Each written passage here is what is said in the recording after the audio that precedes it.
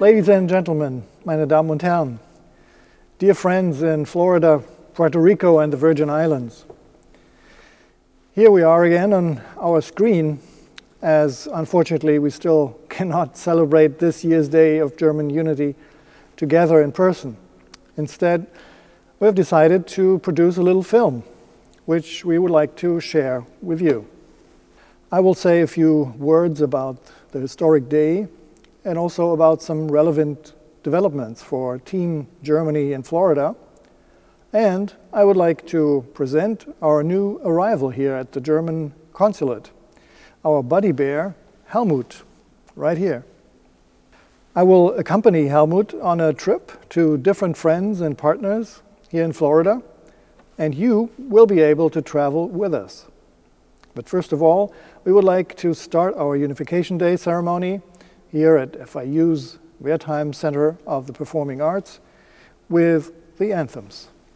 We will first hear the FIU Symphony Orchestra under the direction of Maestro Javier Mendoza play the German national anthem, followed by Professor Vindhya Kare, who will sing the Star-Spangled Banner. The orchestra will then take over again and play Beethoven's Ode to Joy, which has become the European anthem. Please.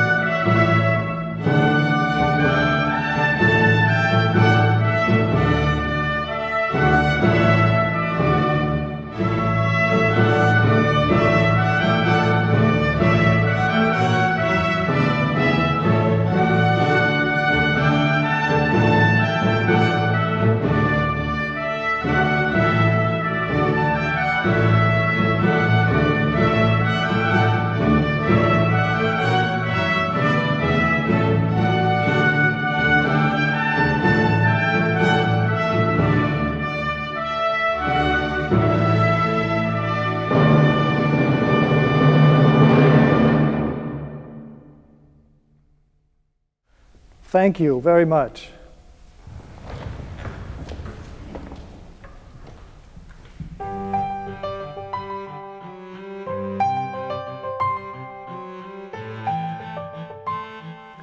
Ladies and gentlemen, dear friends, time flies. German unification, following the fall of the Berlin Wall, became official 31 years ago. More than half of this time, Chancellor Angela Merkel has successfully steered the German ship through rough national, European, and international waters. She has been the face of Germany during all of this time. But she also decided in 2018, when it was time to go and make way to the next generation of politicians. Now, after the elections on 26 September, we will soon see new faces. The new leadership team will emerge once the parties which want to govern decide on a coalition program. This means we might still see Angela Merkel in office for a while, since these coalition talks can sometimes take a long time. She might actually become the longest-serving chancellor of German history, if she stays on until Christmas. She will then surpass the current record holder, Helmut Kohl. Ladies and gentlemen, some compare the end of the Merkel era with the period of uncertainty after unification. Many ask what Germany's future role will be in the world. Long-standing political observers, including myself, will tell you that foreign policy priorities are largely shared by the mainstream political parties. In other words, European integration and transatlantic partnership, in particular the close US-German friendship, will remain the anchor of German foreign policy in the years to come. It is our responsibility, but it is also an opportunity as a community of values and a community of learning and building the future together.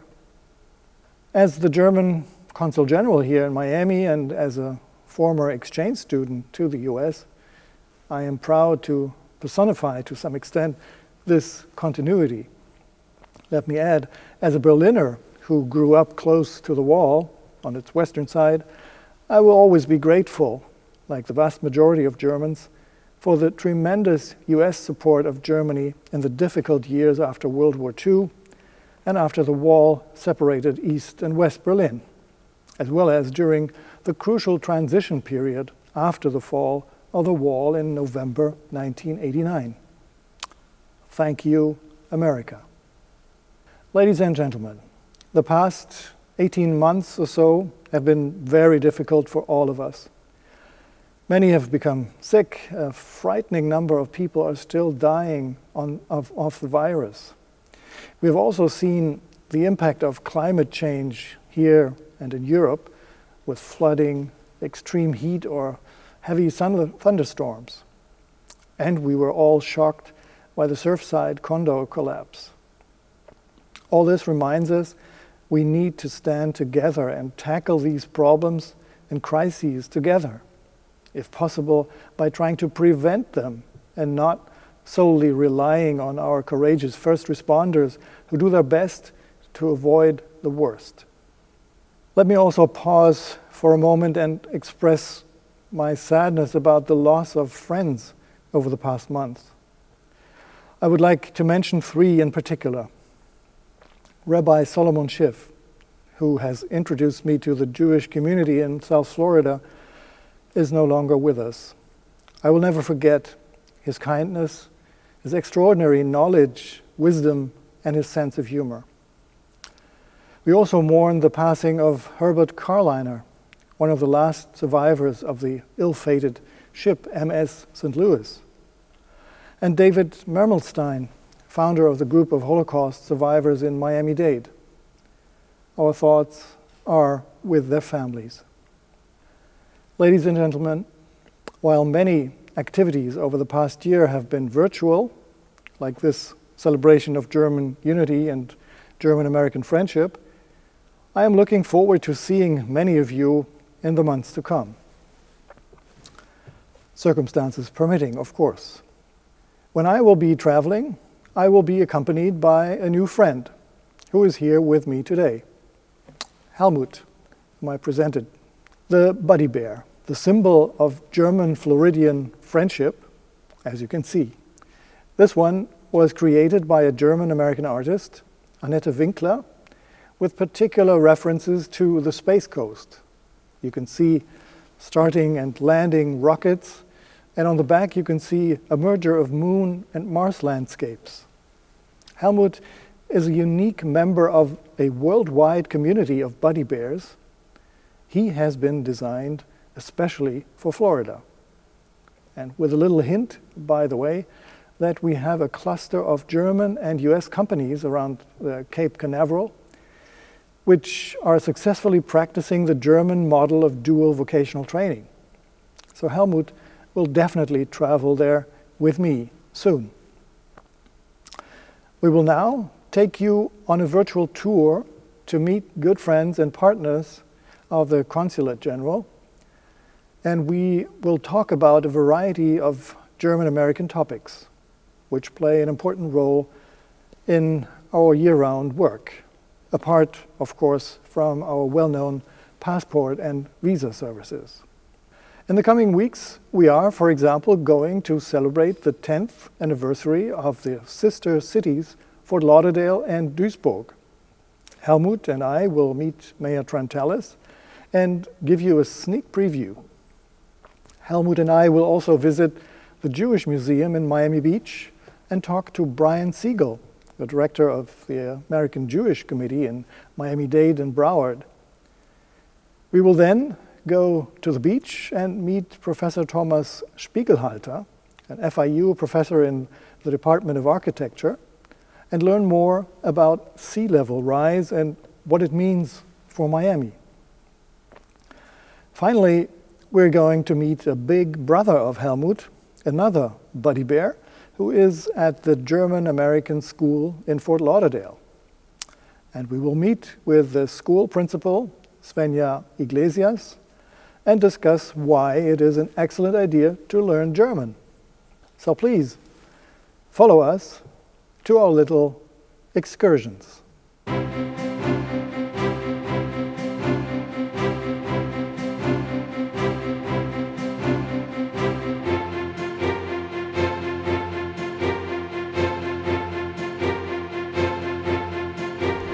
So here we are with our friend Helmut, the buddy bear, in front of Fort Lauderdale City Hall. We're going to meet with Mayor Dean Trantalis and talk to him about the sister cities relationship between Fort Lauderdale and Duisburg, Germany. So let's go in.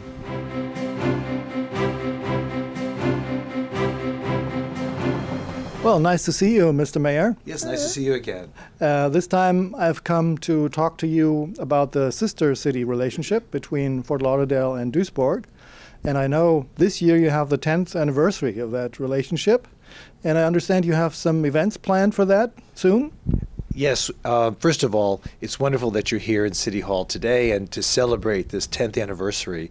Duisburg and Fort Lauderdale became sister cities 10 years ago, and so shame on me. I need to go to Duisburg and visit our sister over there in your country. I've been to Germany multiple times. It's a beautiful place. And in recognition of that relationship, on October 21st, we will have a proclamation at the City Council chambers, and we invite you and members of your staff and members of the German community to come and participate and receive the proclamation, recognizing not just the relationship of the 10 years sister city, but also our communities, the German community, German-American community, and the people here living in the city. Mm-hmm. And furthermore, Oktoberfest is about to approach, so we're certainly taking part in so many Oktoberfest celebrations that are happening not just in Fort Lauderdale, but in area cities around the area. Yeah.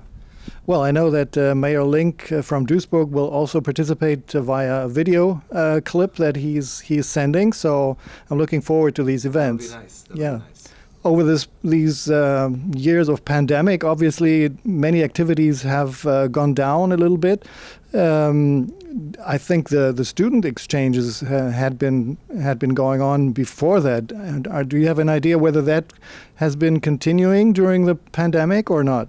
Well, the exchange program with students was suspended during COVID, and but we want to revive the practice of being able to provide student scholarships. I know through the McCormick Foundation, Nutri McCormick, a wonderful resident we have here in our city, who started that program, who started the exchange program, and we're always we love to see the students coming from Europe and other countries being able to experience America for the first time, and to see what the differences are in their own communities and how we live here in America. Mm-hmm. So that will continue now that we're trying to emerge from COVID, hoping everybody gets their vaccine, and allowing everyone to be safe, including yourselves.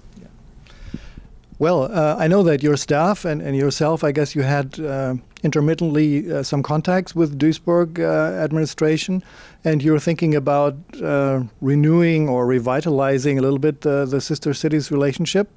Any ideas and what direction that could develop? Well, it's time to exchange vows again. So I'm hoping to be able to visit Duisburg and maybe next year, because this year we kind of suspended all of our travel. So even domestic travel has been lessened to a large degree. But what we're trying to do is revive our relationships with all of our sister cities, and we have a couple of new sister cities that were created during COVID, ironically, and I want to be able to go visit those cities as well. So Duisburg is definitely on our top of the list, and hopefully next year we'll be able to come. Yeah. So we'll warn the mayor. That sounds great. Well, I would like to thank also all the other people who have helped to create these bridges between our two societies and the civil society. It's remarkable that it's not just between governments, but between municipalities and between the people that these contacts develop. So that is really great. So that's a very important statement you made, because it really is about the exchange of peoples and cultures and ideas and thoughts, foods, interests. It's really a lot about interacting with one another and understanding one another better, because all we see are snippets on the news, what's going on in Germany, what you see what's going on in America, and when a person comes to that country, they say, my God, this is not what I thought ever this country was about. Yeah. So we're excited to be able to continue, for example, the student exchange program, but more importantly, try to encourage people to travel, come to Fort Lauderdale, come to visit us, take a cruise from our port, come to see the exciting arts and entertainment opportunities we have here. We have half a dozen theater and entertainment venues. We have so much going on here, and I think a visit would be worthwhile for anybody coming from Germany, especially Duisburg. Well, thank you very much. Helmut and I have enjoyed this meeting very much, and I think we've learned also quite a lot. This is our space bear, whom I am sort of bringing along to different encounters with partners here in Florida. So Helmut and I thank you very much, and we can already say the relationship between Florida and Germany, wunderbar together. Wunderbar, yes. Take care, and thank you so much for being here.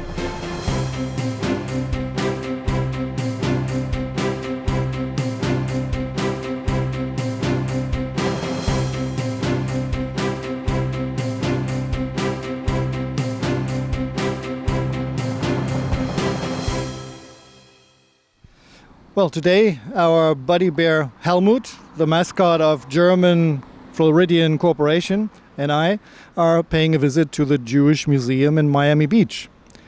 It contains numerous artifacts and examples of Jewish culture here in Florida.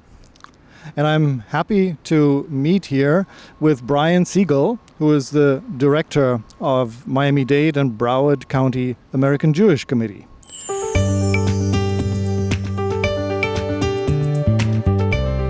Hello, Brian. Good to see you here. General Siegel. So we're here at this nice museum, and so we are going to look inside, I think, for having a talk on Jewish-German relations and Jewish culture. Well, thank you so much, Consul General Siegel. Yes, let's do that. I think going inside will give us a better perspective on Jewish life in Florida, as well as the Art Deco style of building, which points to the origins from the 1930s.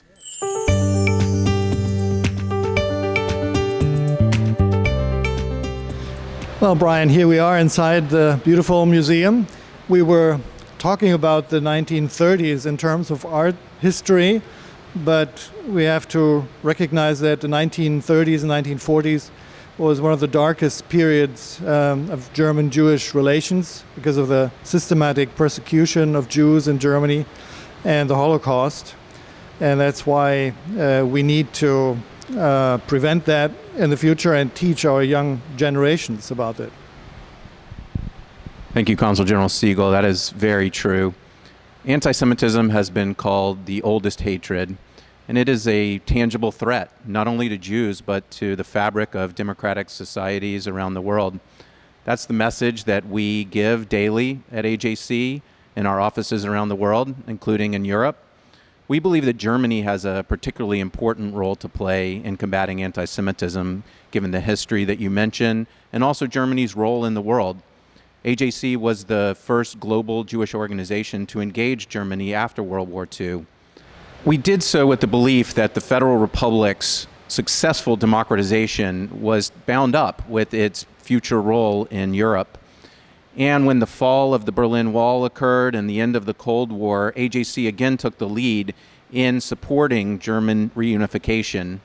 And we were the first American Jewish organization to establish a permanent presence in Germany in 1998.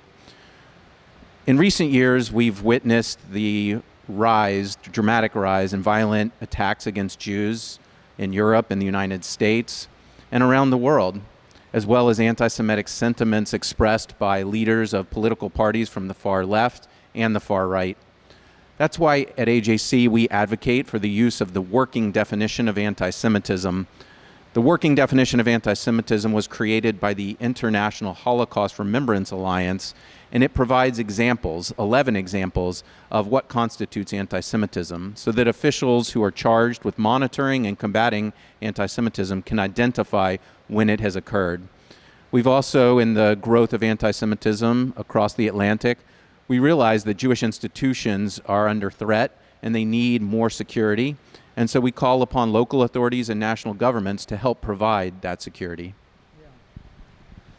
Yeah, well, Germany, as you know, just also had the presidency of the International Holocaust Alliance, and I think the presidency was able to make a few steps towards further measures to prevent anti-Semitism and Holocaust denial in particular. And security and safety of all is, of course, a major concern. At the same time, I think one of the possible components of why people are hating other minorities or other ethnic groups can be ignorance, that they simply don't know about the culture. And that's why these museums like this one are so incredibly helpful to understand each other better. Here, this museum talks about Jewish culture in Florida, which dates back to the late 18th century. And just imagine in Germany, Jewish culture dates back 1,700 years. So just recently, documents were found which prove that there were settlements already in the 4th century in Germany. So that, I think, is a wonderful opportunity to know about other cultures. Thank you very much. I couldn't agree more on both counts. I think it's more important than ever to think about and appreciate the contributions of ethnic and religious minorities in society. And I think, as you point out, this is a perfect example of Jewish life in Florida, where it's a dynamic and large Jewish community, and it's one of the largest Holocaust survivor communities in the country and in the world. And at the same time, we have to acknowledge that there has been a rise in bigotry and prejudice and hatred against minorities. And that's why AJC works to combat anti-Semitism and also other forms of hatred against other groups. And we talk to elected officials to fight against anti-Semitism. We also form coalitions with other ethnic and religious groups in order to find common ground and work together. One recent example is our work with the Muslim American community, and we formed a groundbreaking coalition called the Muslim Jewish Advisory Council, where we work together in a bipartisan way to combat anti-Semitism and also anti-Muslim bigotry. And we do this even here in Florida. We have our own regional Muslim Jewish Advisory Council. So more than ever, it's important for us to find that common ground, work together with other communities, and appreciate difference. Well, we in Germany, we're very grateful that so many Jews have come back after World War II to settle down and to contribute to the different cities where they are now living in a vibrant communities in all the major cities in Germany, in particular in Berlin, which is one of the most dynamic, and young communities of Jews from all over the world, Israel included, young professionals and students also who come to live diversity and to explore this new Germany. This cultural encounter is key also for mutual understanding, and as a matter of fact, I am very interested in the Jewish history here. And I learned recently that it's not the Cubans, but actually a German Jew who emigrated in the 1860s who founded the first cigar factory here in Florida. So there are many things to learn, and at the same time, we should not turn a blind eye on anti-Semitism and other forms of hatred that are still, unfortunately, present in all our societies. So I think the principle still stands true: never again.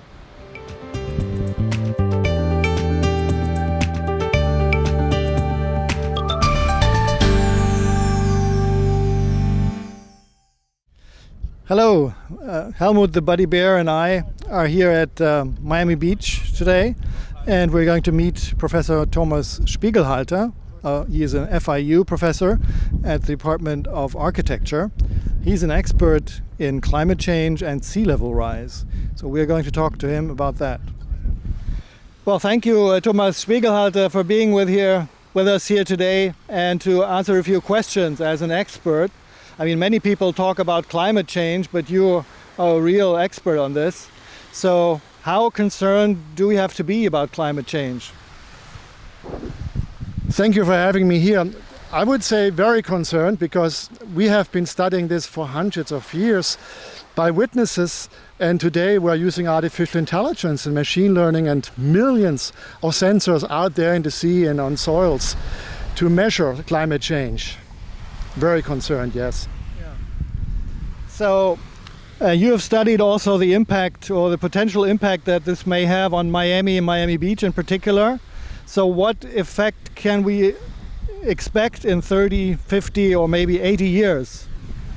Yeah, indeed, Mr. Siegel. We have been studying this for years, I would say for decades, that climate change will have not just an impact on heat waves, drought, and soil subsidence. As we know, Venezia is sinking 4 millimeters every year, and so is Miami. Miami Beach in low-lying areas sinking 3 to 4 millimeters a year. And here we have an example of these scenarios. You see, in 2040, we will have a sea level rise of 440 millimeter, and then in 2070, already 1,340 1 millimeter in the worst case. And then we are looking into 2100. We will have 2,552 millimeter sea level rise. That's 2.50 meters. And you have to understand, this is the mean sea level rise. It is not king tide, it is not high tide, and there's no storm surge factored in. So if you look upward and you can reach it with your finger, that's the hurricane category 5, as it happened in the Bahamas with Dorian Hurricane 5 in 2019. If Hurricane 5 Dorian would have hit Miami Beach right here, it would have been a storm surge of over 10 meters. That means 3 levels of buildings, stories. And that's incredible. So in the future, we have to adapt and build on stills and think about blue-green infrastructures, just like Venice does it for hundreds of years. Adapting to these upcoming climate change emergencies. Well, that is really a serious issue, and I understand our little buddy bear in 2060 or so, he would be underwater, even under normal conditions without a storm surge or something. And in other parts of the world, I've been in Vietnam, for example, before. I know that if we have a rise of 2.1 meters in about 50, 60 years, there will be a displacement of 20 million people in southern Vietnam because they would all be underwater. So this is it's really key that the international cooperation can really reach minimal agreements on climate neutrality, and the Glasgow conference, which is coming up, is certainly a key event. Yeah, this is correct. I just have been presenting at the Venice Biennale a week ago on climate change and how Miami's greater islands can adapt to sea level rise in the future. We have to understand, Mr. Siegel, that kids born now, they will experience the disruptive changes until 2019, and of course their kids as well. But we also have to consider and understand that with disruptive technology and techniques, that we can grow islands, that we can grow and reinforce foundations, as it happened already in Venezia. We can also combat with green-blue infrastructure these upcoming disruptions. So we have to work all together. And you're right, what's happening based on your experience when you were in Asia. We have been sponsored by the EU Belmont and Horizon 2020 and the National Science Foundation here in the US to work for 3 years now on the relocation and displacement of millions of people when this is going to happen, and how we can adapt in incremental steps to combat these disruptions. And we also developed an interactive app which is now online. It's a beta version where we can look at service infrastructure, sea level rise, storm surges, and how it is impacting our cultural, social and economic identity of our communities here. Well, thank you very much for these very helpful insights. And well, it makes us understand, I think, that this is a real serious problem, which is not just sea level rise, but it has humanitarian, economic, and probably political implications, which we need to reckon with. So I think this needs definitely to be followed up. And so I'm looking forward to talk to you again after the Glasgow conference. And talking about the Glasgow conference, I also have a presentation with colleagues from the University of Genoa in Italy and others at the Glasgow conference. So we are also participating, and I will present Miami and the Greater Islands on that World Conference. Okay, thank you so far from Miami Beach.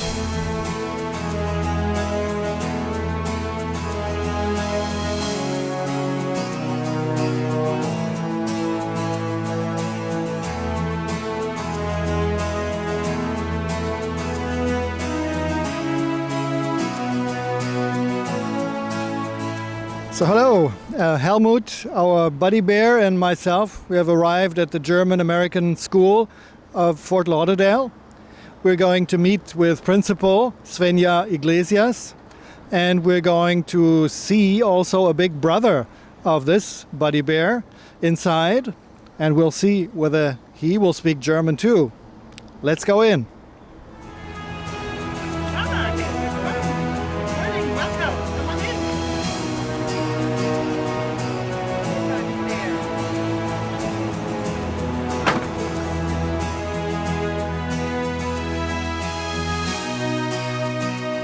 Well, thank you, Ms. Iglesias, for receiving us here at your school. We can see you have another buddy bear here at your office.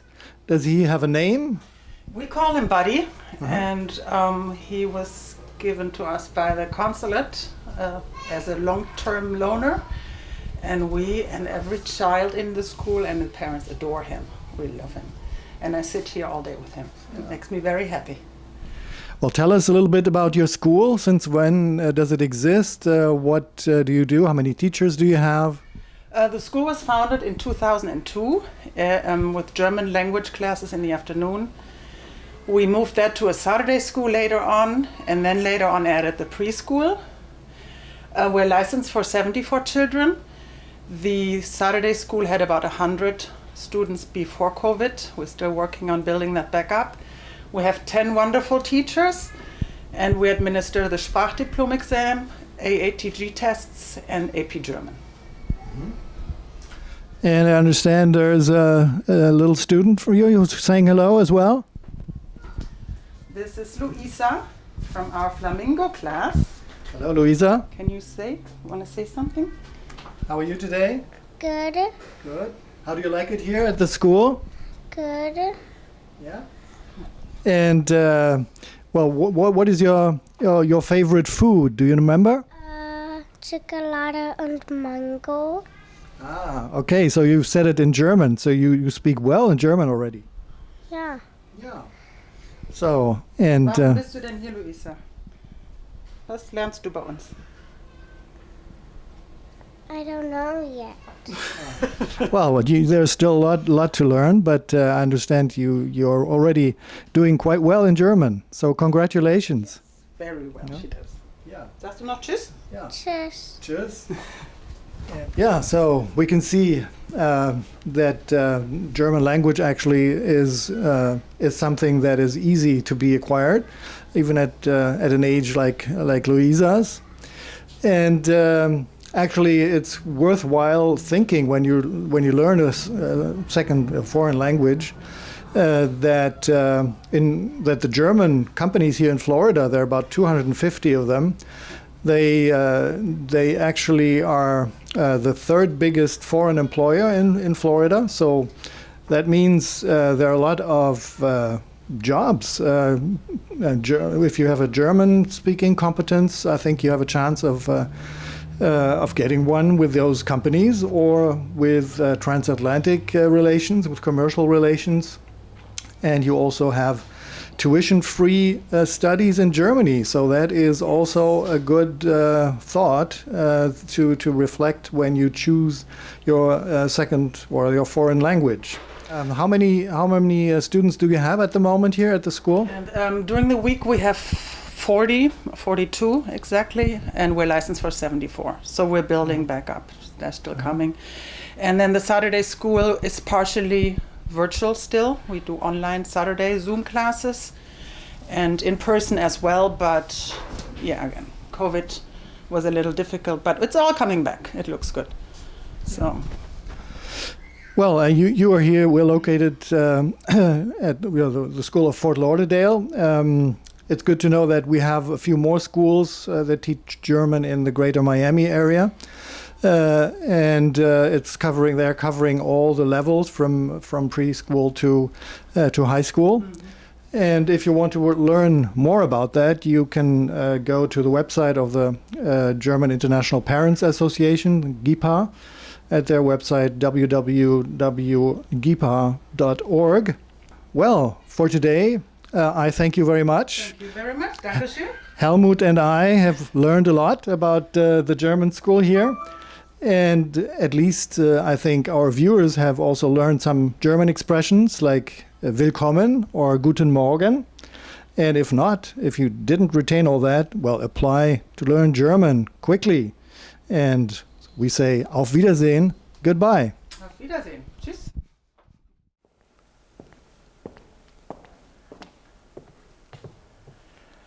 Here we are again, ladies and gentlemen. We've been able to show Helmut around a bit, and we met a few key partners and friends here in South Florida.